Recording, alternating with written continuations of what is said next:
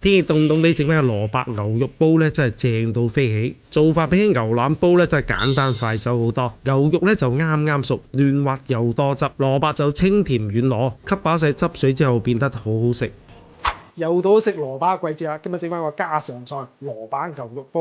咁蘿蔔咧揀啲重手啲嘅嚇，牛肉咧揀啲肥牛或者吊龍，摸起身又有彈性，顏色比較鮮紅咧先係靚牛肉嚇。嗱，呢啲係樹紋，我哋橫刀切斷佢。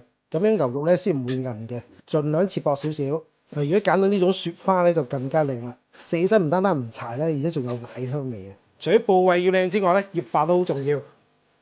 我哋先落啲生粉水，大概1茶匙生粉，2茶匙水，用啲力水將佢揸均勻，等啲牛肉咧吸飽晒水分，揸到佢接聲，揸到少少起膠咁嘅狀態。醃牛肉咧唔好放鹽，放少少糖，落1茶匙頭抽，1茶匙蠔油提鮮，少少胡椒粉。繼續將佢撈均勻，撈耐少少等佢入味啊！再淋啲花生油鎖住水分。蘿蔔想快熟啲咧，我哋可以切成絲。如果你有時間中意有口感咧，可以切大塊啲得嘅。想炆出嚟蘿蔔更加鮮甜，可以加啲鹽餈同蝦米，提前浸個半個鐘 OK 啦。再將佢碾碎。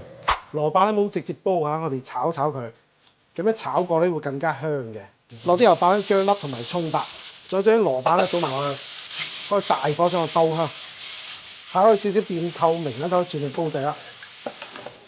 再倒滾水將佢浸住，下發好嘅瑤柱同蝦米咧倒埋落去，浸瑤柱啲水咧都冇浪費。瑤柱同蝦米咧有少少鹹嘅，唔使落咁多鹽嚇。再落1茶匙頭抽，吸過用中火煮5分鐘。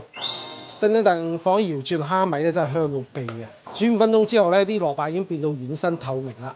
依家咧就將啲牛肉鋪上去啦，吸過用大火焗佢3分鐘。牛肉咁薄咧，唔好焗咁耐啊，2、3分鐘 OK 噶啦。最後撒啲芹菜粒喺面，再撒啲胡椒粉，一個正到痹嘅蘿蔔牛肉煲咧就搞掂啦。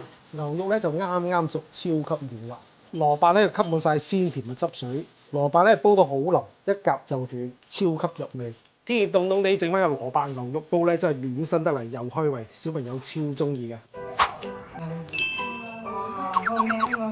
我係小喵爸爸，記得準時食飯，點個讚。